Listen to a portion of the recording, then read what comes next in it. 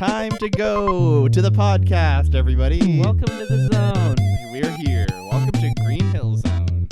Welcome to Marble Zone. Welcome to Black Diamond Hill. Welcome to the Island Shuffle. Welcome to Cheddar, baby. Hey, if you're ready for cheddar, I hope you left your matzah behind. Oh yeah. Oh, yeah. Talk about a Monterey Jack. Talk about I just wanted to say poblerone as a cheese. That's not a cheese. Poblerone? Poblerone with a P. Poblerone. Poblerone. I think I'm thinking provolone. I think I'm thinking of provolone. Yeah. Yeah. I don't know. And also Pablo. I'm not really. I'm thinking of Pablo. I'm thinking of The Life of Poblerone, the famous Kanye The West Life album. of Poblerone. Yes. The Life of Toblerone. The Life It of was bought at Christmas, and you didn't see it again for 11 months. Yes, you ate one of the triangles, and then you left the rest with your mom. With your mom. Hey, shout out to all the moms out there. If you're a mom, you're doing God's work. Probably. At least I hope you are. And God, pick up the slack. What are moms doing all your work for? God. Come on. You've had your 7th day. You've had your rest. You had your rest? No, come on. Come on. Moms can't do it all. Roll up your damn sleeves and raise these children. Just once I would like God to raise a child. Every time I see a rude person, I think to myself, who raised this? And then I remembered, oh yeah, not God. Not God. That's true.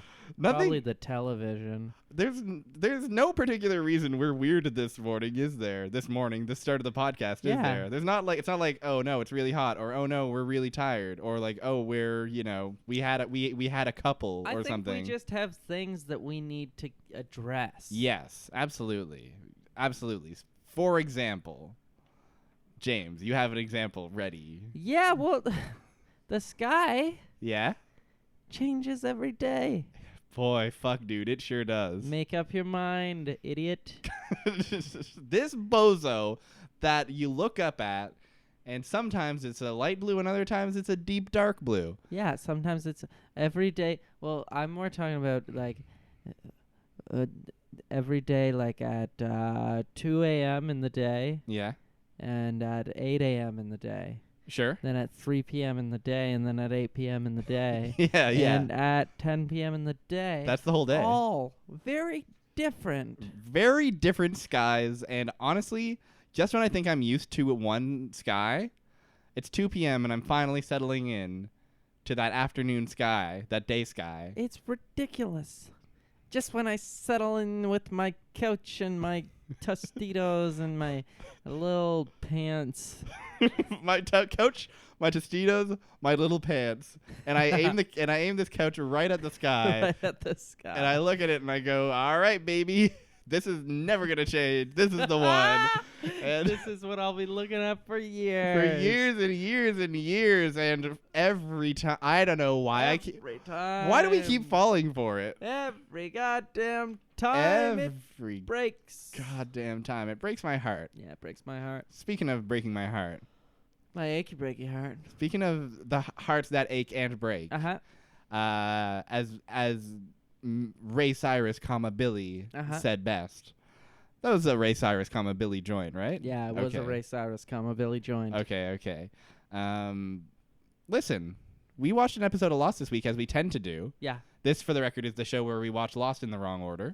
The Island Shuffle. The Island Shuffle. I'm Bean. I'm James. And welcome to it. And guess what? We like to watch Lost in the wrong order. And this week we watched a heartbreaker, huh? Oh, we did. It is called Season 2, Episode 4, Everybody Hates Hugo. Everybody hates Hugo. Imagine hating Hugo. I can't. It's impossible. Yet everyone does it. Everybody does it, apparently, in this episode. Apparently. What do you want to... You know that kid? No, what kid? Sorry, what kid is this? There's this really great video of a kid. He's being interviewed by like a news station at a carnival. Mm-hmm. And he's like 4 years older, maybe like 6 or something. I think I have seen this, but go on. Apparently. And he talks about carnival rides. And he always says apparently in like inappropriate situations. That rules. Yeah. I love that kid just learned the word apparently and is just riding it. And he like takes the mic at a certain point. He's like, yes. apparently we went on the space zoomer and it went really fast and it scared me half to death. And it's just, it's wholesome. That's wholesome. That's very wholesome, which is fitting because this episode is also pretty wholesome. This is the most wholesome episode we've watched so far. And we've watched a lot. I think we should start with the flashbacks on this one. Yeah, let's go flashback. Here's... do I want to say my piece at the beginning or at the end? I think I'll save it for the end. I'm going to save it for the end. Let's get into the flashbacks. So listen up. It's a Hurley episode. You got to love that guy. Yeah. This is our first time really seeing a Hurley backstory episode. We've seen him go into the future. But not really the past. So let's find out what it is. And what it is he won the lottery with the cursed numbers that we all hate. So it starts off, he's staring at them, announce the lottery live on the air, and he faints because he won. He faints because he won $1 billion. 4, 8, 15, 16, 23, 42. That's how many dollars he won. That is Hurl. That's Hurley number. That's Hurley number. That's Hurley number. And then, but he doesn't tell anyone. His mom is like, Hurley, you fainted. Why? And he's like, must have been something I ate. That's something I ate. And then his mom just roasts him. She goes off. It is crazy. It's literally the first person that hates Hurley. His mom. Speaking of one mom, speaking of moms, here comes a mom who's just like, your whole life is you go to work your dead end job, and then you come home and you eat chicken, and you don't exercise. And maybe if you pray enough to Jesus, he'll take away 200 pounds and give you a car. Yeah. And then the phone rings, and mom is like, "Oh, that must be Jesus." What color car do you want? And it's like it's a funny. What it is it's a funny. It's a funny mom roasting a son. And for the record, it is like it has the vibe of like a gentle, loving roast. It's very like it's not like a fucking yelling at Hurley sort of thing. No, but she's just like, get off your ass. Yeah, exactly. It's a stern talking to at best. Yeah, at worst rather. Next we see Hurley working that very dead end job, which is at a chicken shack, chicken restaurant, chicken fast food, a KFC like, a Popeyes like. Yeah. I'm very into calling restaurants like I've decided to call any burger fast food restaurant a McDonald's like. McDonald's like restaurant. Yes, exactly. It is a McDonald's adjacent joint. Exactly. Exactly.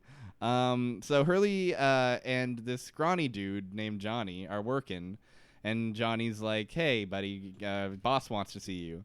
And the boss, fun fact, I don't know if you picked up on this, boss is the same shitty boss who Locke had at the box company. No, it isn't. It is. Exact same boss. Oh my god. So they just have like one guy who's great at being a suck-ass boss, idiot, jerk-ass boss. And they keep bringing him back. And honestly, that's world building. Yeah, totally. One casting director's day off is another writer's world building. Totally. It is. I mean, they're great at... That guy is good at his job. Absolutely. Absolutely. No denying that. So, Hurley's... basically, the boss is like, you got to look at this footage.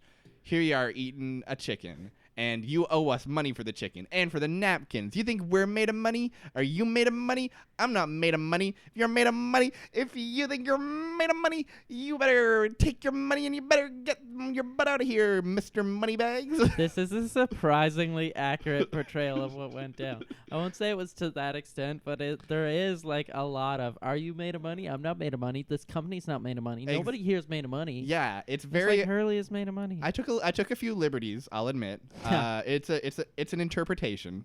This podcast is interpretive.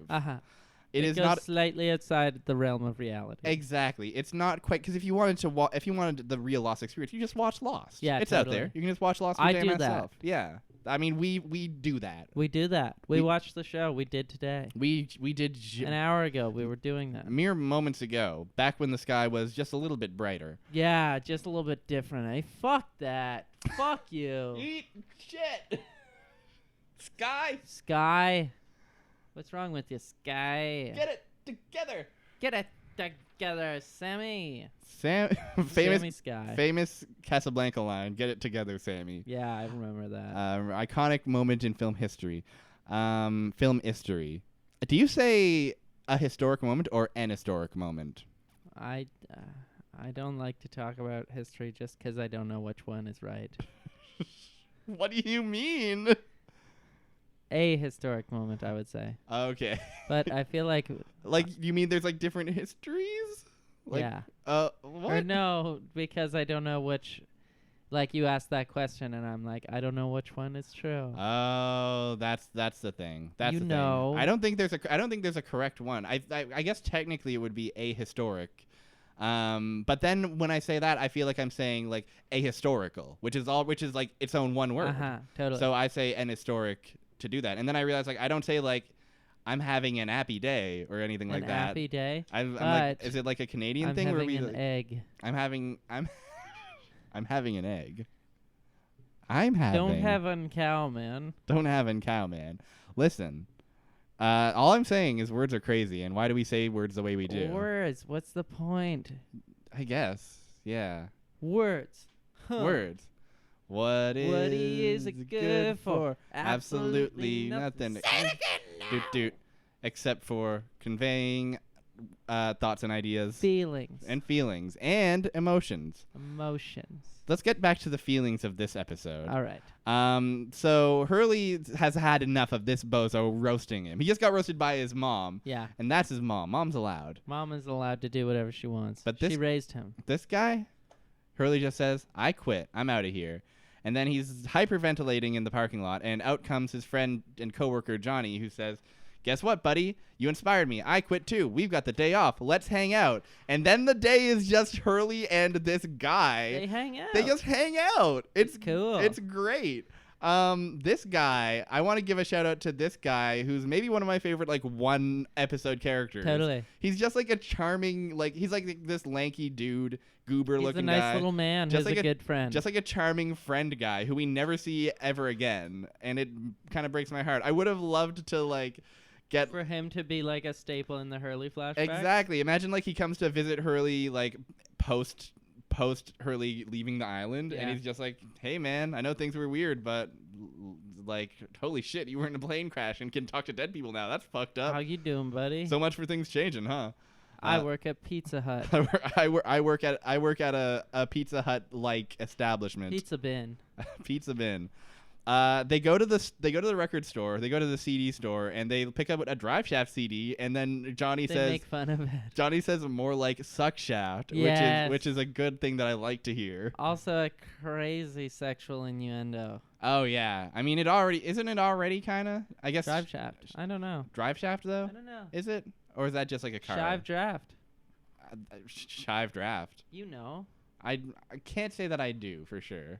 Witchcraft. There you go. Okay, there we go. You can have that one for free. Oh, for free. You usually charge me, and that one's for the viewers. I like what you've done with whatever you're wearing around your head right now. You've taken some kind of USB cable and you've just wrapped it around your head like it's a hat. It's a good look. Thank you. It's a good. Thank you, everybody. To all the viewers at home. I do this for you. To all the viewers who can see this, I bet they love it. So listen. There's a cat in the room now, and the cat likes to scream. The cat is very talkative. We have a guest on this week's episode. His name is Alphonse. Alphonse the cat. Alphonse the cat, who is good, and I like to see him. He talks a lot, though. He might chime in a little later. He might have some thoughts on the episode. Yeah. Hurley, so they're making fun of Drive Shaft. Hurley asks out the cute counter girl. Uh-huh. And the cute counter girl. I forget, like, that is cashier? Yeah, I Cashier. don't know if she was ever given a name. Yeah, I wanted to say cashier something. Anyways, Hurley asks her out, and Johnny's like, dude, what's up with you today? You've got confidence for days. And Hurley's just like, I don't know. Still hasn't told anybody about winning the lottery. Yeah. They end up pranking their boss by stealing a bunch of lawn gnomes. Uh-huh. They steal a bunch of lawn gnomes and arrange them on their shitty boss's lawn, and it says, cluck you. Cluck you. It doesn't say fuck you, because, listen, they may be rapscallions, but they're no cussers. No, they're good boys at the end of the day. They may rally against the man, but at the end of the day, they are sensible lads. They're good boys at heart. They just fell in with the wrong crowd. Exactly, you know? Exactly. And so Hurley, after that, has a serious conversation with Buddy and says, listen, promise me something. Promise me that will never change no matter what happens. And Johnny's like, whatever. Sure. Sounds good to me. Sounds fun. Let's pull over here and get some gas, by the way. Also, yeah, like looks like we have to probably get a new job soon. But anyways, whatever. Today was fun. Today was a fun like fuck off day. And I see that you're doing more wizardry with the cable. I'm enjoying the cable. I wish you could see James grinning ear to ear, having so much fun with his USB cable. It's slightly magnetic. What is it actually? It is to charge a weed vaporizer. Fantastic. Yeah. Via USB? Via USB. The future is now. I cannot believe that I can plug my weed vaporizer into my desktop PC. Legalize it, baby. Or directly into my plug. And I mean, hey, Trudeau's already got you covered, baby. Oh, thank you, Justy. Thanks, Crusty Justy. Thanks, Crusty Justy. Oh boy. So listen. As much as I love a weed vaporizer USB charger, wow, that's such a fucking like that's so funny to me. I love the idea of just like your computer detecting your weed vape charger. Yeah, totally. Installing drivers for your USB weed vape.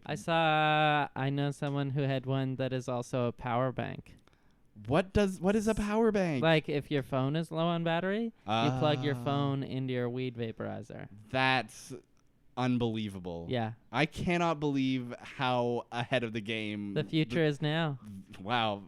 Vape culture has taken some leaps since I last checked in, it seems like. Coney 2012, baby. That was the turning point. Elaborate, please? After that was taken care of, we could move on to more important things. Everything that the whole Joseph Kony situation was holding back, after we all became aware of Joseph Kony, then we could do the things that we had been waiting to do. Right. Yes. Yes, of course. That makes sense. Uh-huh. We got him, right? We got him? Who knows? Well, whatever happened. Those people got their money, and that's all that matters. That's true. They did all get their money. Remember Kony 2012? Oh, who could forget? I know multiple people who, like, the weekend of that were, like, fully into it. Did they paint the night? I don't think anyone painted the night because everyone knew about it already. I don't think they did. I do know a friend who did get one of the bracelets. Oh, wow. And did like support it. That's pretty hardcore. That was an intense weekend. That sweet weekend where we all thought we were gonna get him if we just gave these guys enough money. Yeah. What a fucking weird thing. Sawyer would have loved that fucking con. Yeah. I'll tell you what. That was a con. What a con. Oh my god. So being online is crazy sometimes. So listen, they pull over to this gas station and Hurley doesn't want to because guess what? It's the gas station where he bought the lottery ticket. And the news is there. The news is there because all of the news is there. All of the news, CNN, CBC, CBS, BBC, BCC, PCC, BOA, REM. Michael Stipe is there. Bill Barry's there. They have their Bill Burr is there for some reason. A lot of people are there. It's Bill Clinton, William Clinton, and Bill Shatner. Hillary Rodham Clinton is there as well. HRC. Hercules is there, right? Hercules is there. Honestly, this was the budget for the season, huh? Yeah. To get both the Clintons. Getting both the Clintons and Hercules. Yeah. I mean, I guess this was Bush time, so they weren't exactly super busy. Yeah. But hey, listen. Johnny goes in anyway. He's like, I'm gonna go get gas or whatever. And the news does not pull up to pump. Nope. the news immediately blows up his spot. He's like, that's the guy who won the lottery. There he is. And the news swarms Hurley, and we get a heartbreaking shot of Johnny just realizing oh, that's why Hurley's been the way he is, and he didn't tell me about it. He's sour about that. He's sour about it, and he doesn't say anything, but it's we know. His heartbroken doggy eyes say it all. Oh. It's sad. It's sad. It is a mostly fun flashback, but it ends in heartbreak. Yeah, because their friendship was so good. And then you understand just from a look that this lottery win drove a rift between them that was never fixed. Exactly, and it does a good job of even though it is mostly just them goofy and hanging out, does a great job of establishing I guess, emotional stakes and with one scene just being like, fuck all that, I guess. It's gone now. I remember not being a fan of this episode at the time and revisiting it, like, I love it. Astonishing. It's incredible. Easily a top 5. Yeah, easily. I agree. We'll get into the island stuff now so that we can fully establish what exactly is like so damn good. So this is early season 2. So we've just opened the hatch. Everybody's digging around the hatch and figuring out that there's a button to push. Desmond's long gone. He's sailing around the world somewhere, just popping the first cork on his wine bottle. Listen, Hurley has a dream. Hurley sees the... Oh, he has a fucking dream, let me tell ya. He looks at the big closet full of all the food, and he just goes to town, baby. Baby. The cat has gone insane. The cat loved that scene. It's going crazy. The cat loved Hurley going to town on all the food. Hurley, there's like a chicken dinner in there. There's everything. There's candy bars. There's the classic big ranch that is There's a giant ranch, of course. There's a Hurley's bread and butter. Hurley's bread and butter, and there's bread and there's butter probably. He's just going to town. And then he turns around and he sees Jin, and Jin speaking perfect English. And he's like, sup? And he's like, why do you speak English? And Jin says, I'm not speaking English. You're speaking Korean. And then Hurley's speaking Korean for the rest of the dream. This is a good dream, I think. It's a crazy dream. It's fun. This feels like the one where they're like having fun with it. It's goofy. And then there's a man in a chicken suit there. Yeah. And he says everything's going to change. True. And that's the dream. It's great. It is good. Hell of a way to start the episode. Hurley wakes up. He's at the computer. He's at the computer. Pushing the button. Next up, Hurley's on the beach. And Charlie's like, hey, what's going on in the hatch? And Hurley does a poor job of lying to him. The hatch is still brand new, and everyone... So Hurley is one of like maybe 4 people who've been in the hatch before. There's like Jack, Saeed, Locke has been in there. Kate has been in there. And that's more or less it. And Hurley has been put in charge of the food situation. That's exactly right. For obvious reasons, apparently. Yes, regrettably. Hurley and food go hand in hand. Hurley has been charged with basically taking an inventory of the food and then figuring out how to ration it over the next, over however long it takes. And so, with this new responsibility, he is not too happy about it. Because guess what? Hurley, so Kate takes like a bottle of shampoo, and Hurley kind of is like, you can't do that, Kate. And Kate's just like, it's just one bottle. It's not a big deal. I'll take it. You got to remember that up until now, like, food has been like an ordeal. Yeah, like, it's been like the be all and end all of it. Exactly. It's been like, oh no, there's not enough boar. What do we do? This is a major plot point. Now, so it's smart. Now they have a closet of food. Now they have a whole closet of food for everybody. And so it makes sense that it's like, I appreciate the way that they handle that as like, this is a thing that has to get dealt with, obviously. Of course. When the show, it feels consistent with internal logic. Exactly, which is not always a given in Lost. Exactly. But yeah, this very much does follow from the reality of their situation. Exactly. So Charlie finds out from Locke, more or less, that, hey, like he finds out basically, like, Charlie's a weird jerk in this episode. Yeah, basically. He's like guilting Hurley a bunch. Exactly. He gives him peanut butter. Exactly. He wants just one jar of peanut butter. Is that so much to ask? I know you're in charge of the food, and I know you got it. Why aren't you giving me peanut butter? It's for the baby. The baby wants the peanut butter. The baby needs the peanut butter. Are you really gonna keep peanut butter from a baby? You goddamn jerk! You became one of them. You're the man. You're the man now. You're management. You idiot. You changed, man. You're part of the problem now, man. And Hurley's so bummed. And Charlie, you're hogging all the heroin, you goddamn asshole. Yeah. Share some of the fucking heroin. Share some of the heroin with the baby. Give me the heroin. Come on. And Hurley basically, more or less, hates this newfound responsibility. Yeah. Because just like with the lottery, he knows that everybody's going to want things from him, and he is unable to handle being the bad guy. He more or less breaks this down with Locke in a hell of a scene where Locke is basically taking inventory of the guns that are in the hatch. Oh yeah. And he's basically incredible. He's basically like casually like disassembling the sniper rifle and like waving it around throughout their conversation. And just having like, what is he? I wrote down a quote.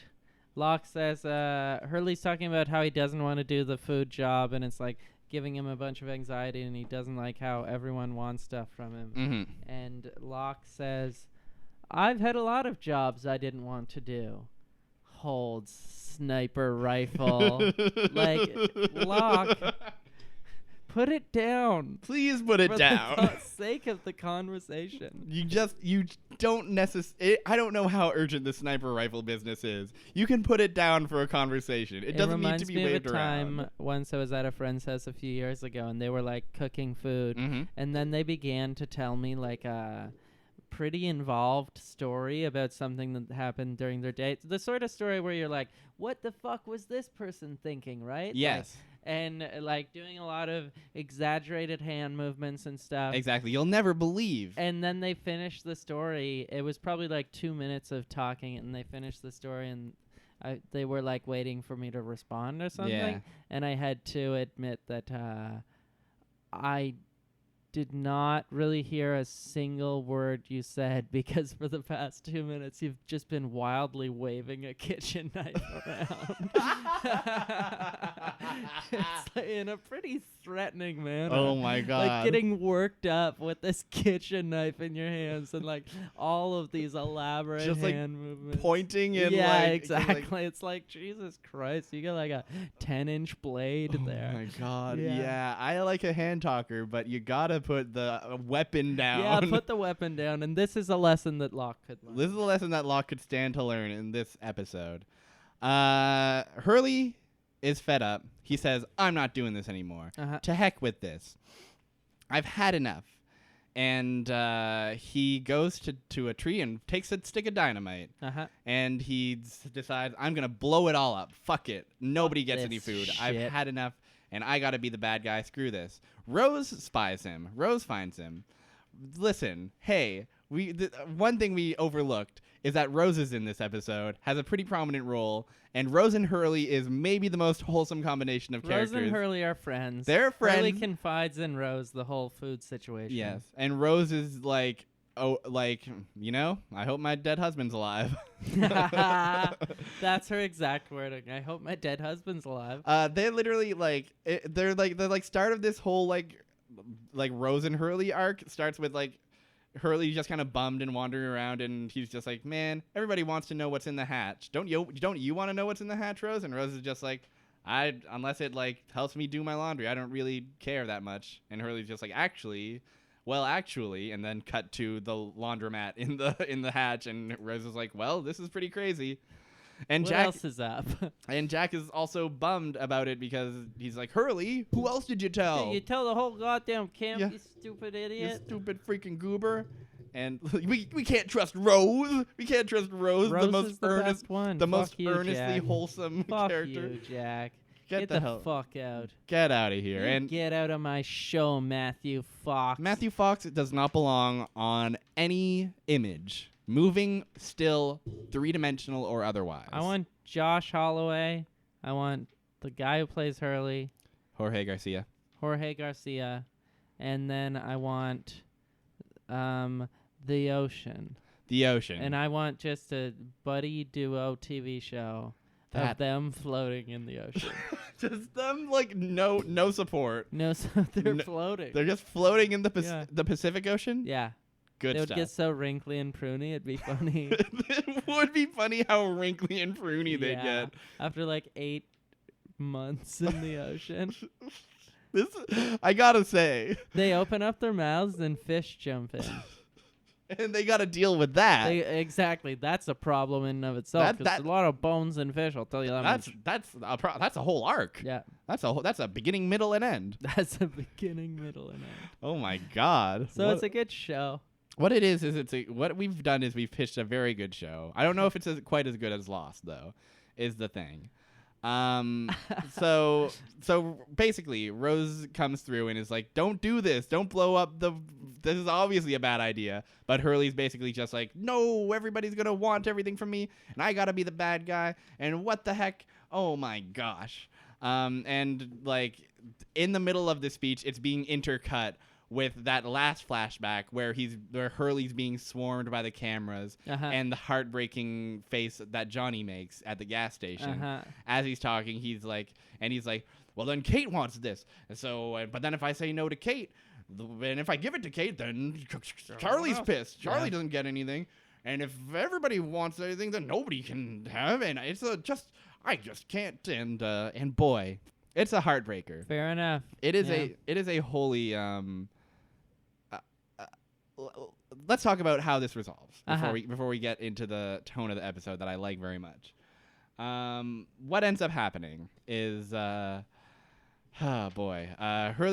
Rose calms Hurley down, and then we get Hurley and Jack, and Hurley's just like, this is the only way it'll work. There's not enough food. There's not enough food. We can't really sustain ourselves off this completely. Exactly. This is not sustainable. We gotta. There's pretty much no other way to do it. Like, this is the only way. And Jack is like, all right, if you insist, you're in charge. I put you in charge, and if this is what you want, go to it. Which, great move on Jack's part. I take back everything I said about Matthew Fox. I take back some of it. I take back a bit of it. Yeah. He's allowed in images. Fuck you, Jack. Get the fuck out of my show. He's allowed in images. He's not. Well, okay. Matthew Fox, he can stay in Lost. He's not welcome in the Hurley and Sawyer Floating in the Ocean show.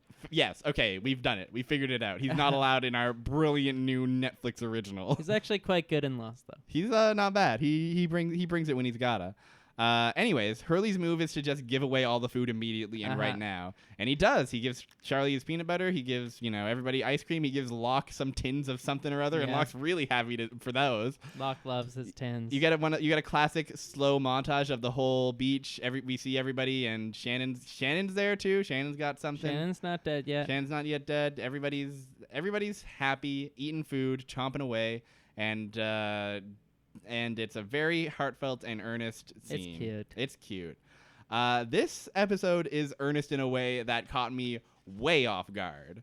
It fucking floored me. It's so much less about like life or death situations, and it's so much more about like dealing with like rifts drawn between friendship and like, dealing with like the loss of someone important to you. Exactly.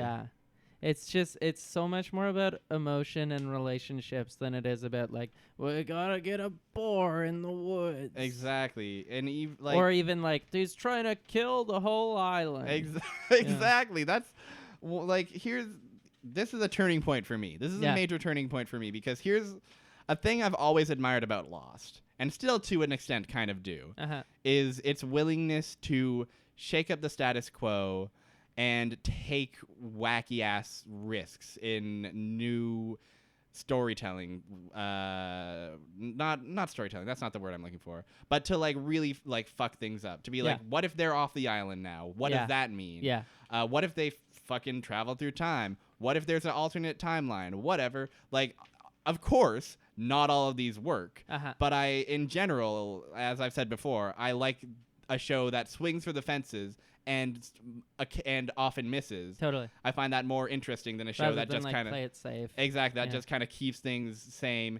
And I still do like that about Lost. I still really do admire how how fucking gung ho they often are about just like you literally like watch an episode like as we do on this show, every episode is just a completely different thing.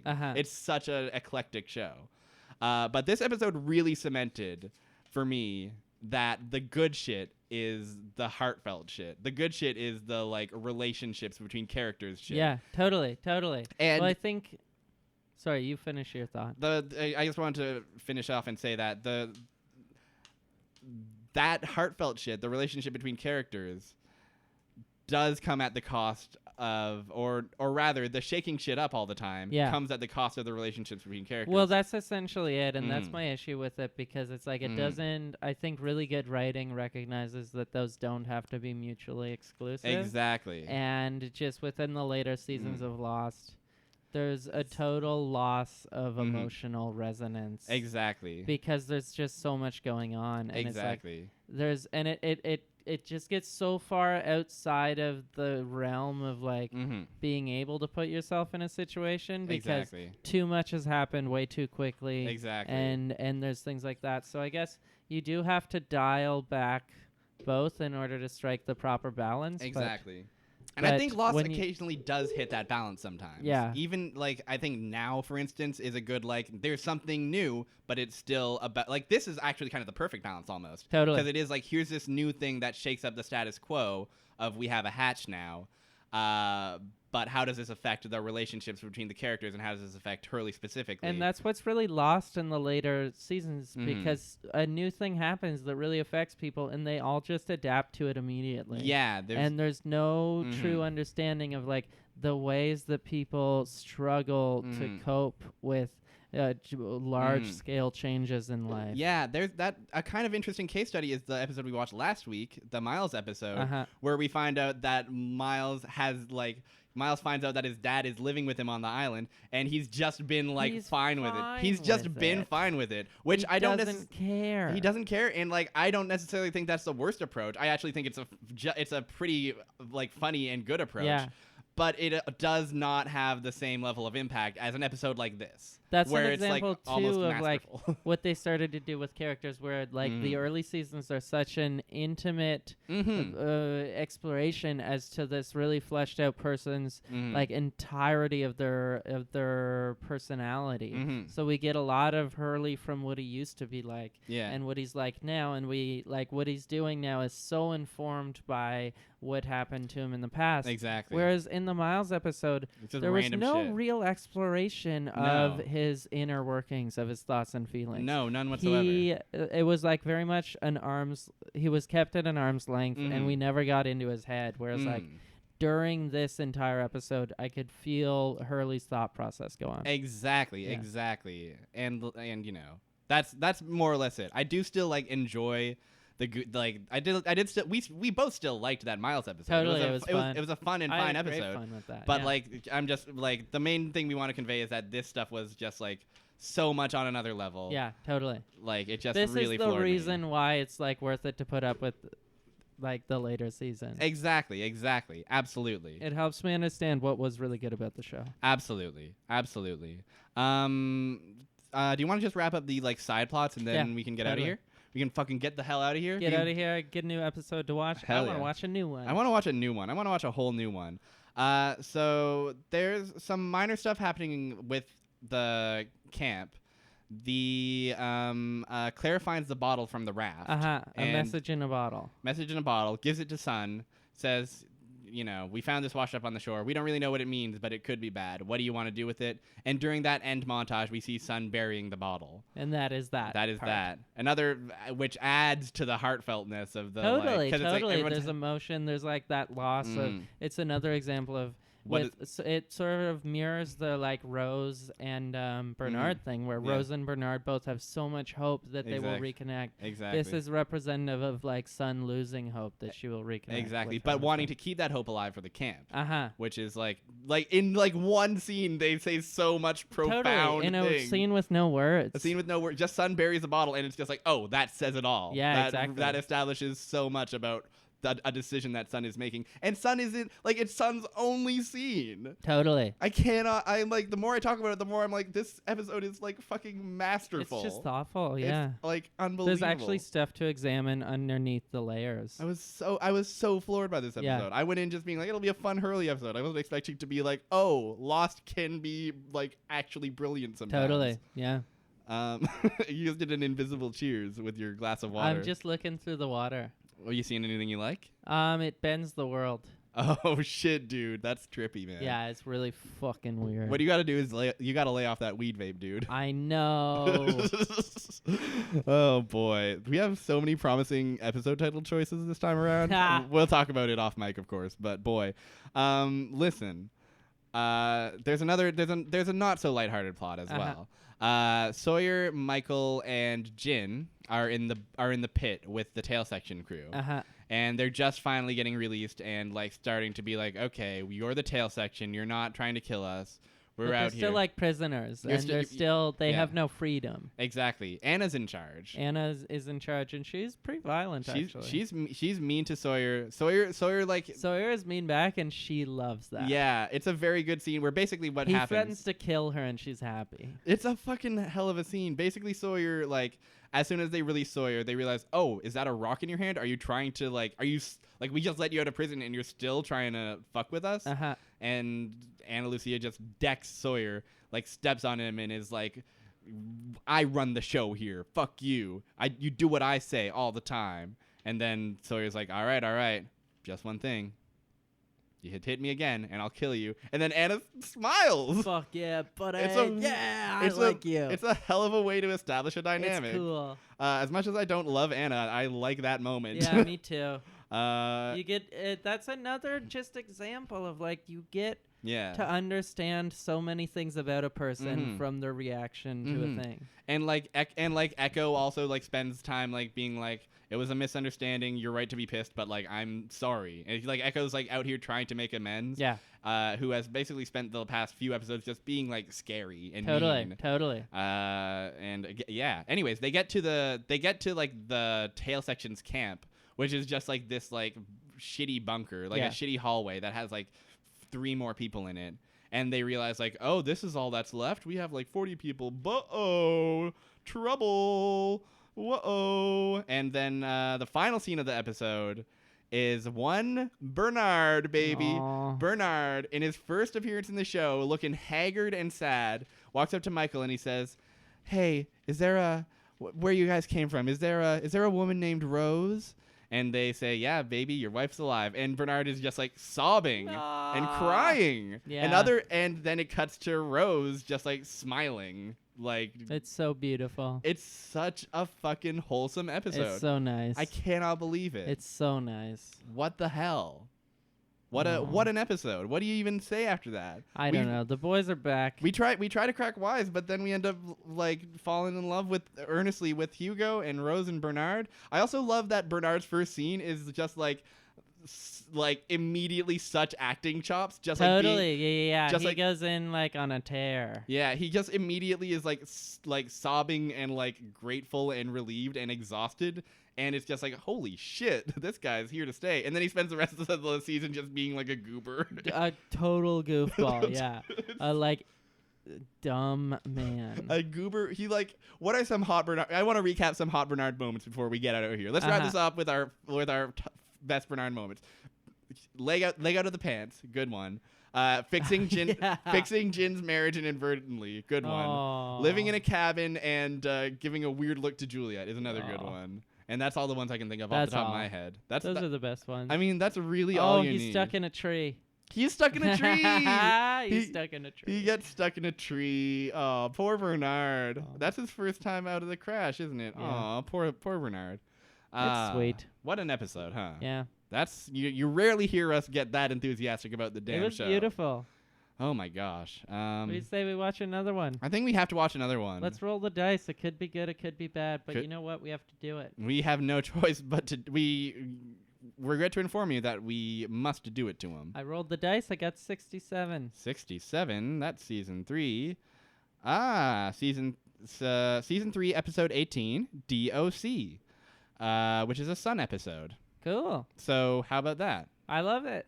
What do you say we watch that one next time? Bring it on, baby. All right, let's do the old rigmarole sign off. You can follow me on Twitter at Barrier Trio. You can follow James at Twitter at James Brown. Yeah. You can follow the show at Island Shuffle. You can also like us on Facebook at The Island Shuffle, or facebook.com/The Island Shuffle, rather. You can leave us a review or a rating on iTunes if you're so inclined. I've been told that is a good way to get your voice heard and your podcast out there. Big. So if you are feeling generous, we certainly would appreciate that. We are hosted on the Noisepace.xyz network that Matt very generously lets us put our whole damn podcast on for no charge and just the kindness of his heart. We share our network with a little podcast called Henry Kissinger's Pokemon Going to Die. It's a leftist podcast that's very good, where everyone's extremely online and mad all the time and saying horrible cursed things. If you want to get into that, I recommend it.